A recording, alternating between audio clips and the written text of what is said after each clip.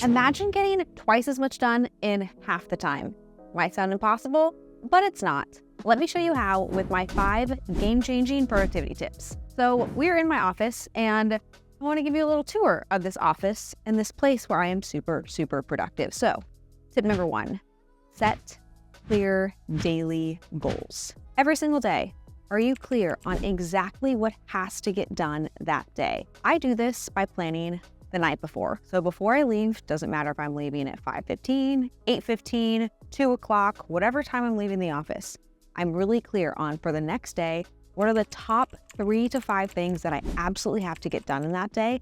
And I make the time to have those things actually get done so that when I wake up the next morning, I'm not just like confused and frustrated and wondering what the heck is supposed to be happening. No, I know exactly what has to get done because I set the daily goals the day before, and then that day just runs smoothly. So after you've set clear daily goals, you got to go on to the next thing. So we got to get moving. Clear daily goals require that you are very intentional about the environment that you have around you, because if your environment doesn't help you actually achieve those goals, it's going to be fairly problematic. So welcome to our studio. This is the Cardone Venture Studio here in Miami, and I want to share with you productivity hack number 2, minimize distractions. Now, what's funny about this particular studio is, as you might be able to tell, there are screens everywhere, there are buttons all over the place, we have computers and just all of these widgets. This might be a very distracting environment, and it might remind you of your distracting environment. What do you actually do when you can't control how stimulating your environment might be? Well, you figure out what you can control. So if I was working in this particular office, I'd be like, okay, we're turning this screen off. I don't need to pay attention to this. This thing over here doesn't matter to me.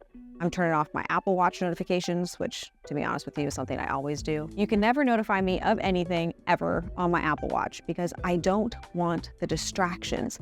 And the distractions come in the form of a text message from a friend that you're trying to get drinks with later on. It's distracting. Now my attention is off of what I'm supposed to be doing. It comes in the form of an email that just pops up on your phone.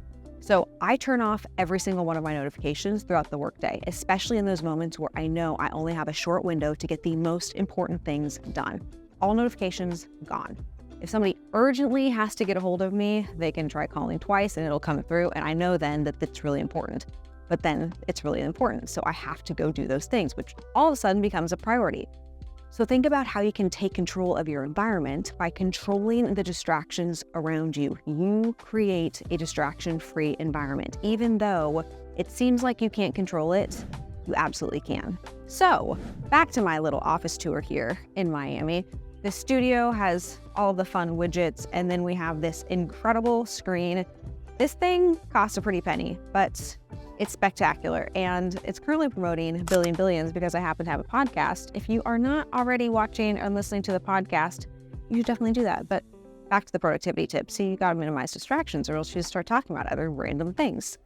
Tip number 3, prioritize what you need to do with the Eisenhower method. You'll notice here that I'm standing right next to this that says results. This is one of 6 core values in our business. In order to drive results, you have to be clear on what is urgent versus what is important. And that is what the Eisenhower method helps you with. When you take a look at every single thing that you have to do, categorize it by what is urgent and what is important. Because some things might be urgent, but they aren't actually the most important thing that you need to get done. Similarly, some big project that you have to work on can be incredibly important for moving your business forward, for generating more revenue, for hiring that next person. So it's incredibly important. And oftentimes as business owner, these are the things that we don't actually check as urgent. So they're important, not urgent, and they don't get done. When you can look at everything that you have to do through this filter, it will help you prioritize what has to happen today in order to move your business forward. So here are the rest of our core values. We have results, aligned, transparent, accountable, disciplined, and one of my favorites, which is inspirational. Speaking of being inspirational, there is nothing more inspiring than saying no. If you truly want to be productive, You have to decide what your agenda is for that day. It cannot be based off of what everybody else wants you to do, what every person in your life thinks would be the most important thing for you that day. It has to be based off of what you need to do. And the only way that you create true inspiration is by creating something spectacular, creating something so incredible that people want to be around you. They are inspired by the things that you do. People aren't inspired by people who just sit on the couch, have big dreams, but don't actually do those things that are required to achieve and accomplish their big dreams. People get inspired by people who are actually able to create things. And in order to create things, saying no becomes very important. And it can be challenging to say no because most of the things you're saying no to are good things. It's not a bad thing to go to dinner with your family. It's not a bad thing to have to go do those returns that you've been holding off on doing. But those things that you need to say no to in order to actually do the things that are important and urgent are the things that will allow you to move your business forward if that's something that's truly important to you. So only you get to decide that. On to our fifth and final productivity tip. This one happens to be at the front of our office, in front of our massive 10X. And I thought it was fitting. Take breaks and move around. You are not a robot. Yes, you can be very productive and do lots of things all at once. I am all about cramming as many meetings back to back to back to back to back and stacking things on top of each other. But if you are not taking breaks, short breaks, not long breaks, and moving around, it is easy to have that work that you are trying to produce actually become stale because you're not taking care of your body, because you're not moving around, because you're not just like shaking off from one thing to the next thing. Literally just last week, I was in a meeting with somebody and I had just been creating a bunch of new slides for this new project that we were working on. And I had to pivot to this meeting that was a one-on-one.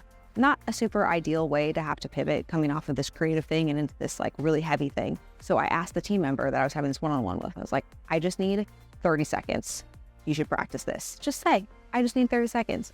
And the person was like, sure, no problem. And I literally just sat there, took a breath, and I stood up. I did a little walk around. I sat back down 30 seconds later and I was like, okay, I'm ready. It's game time.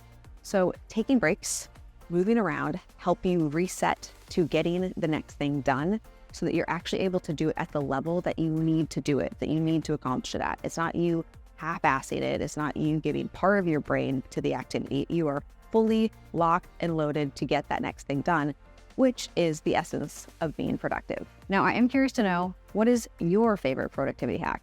And speaking of productivity, I gotta go back to work.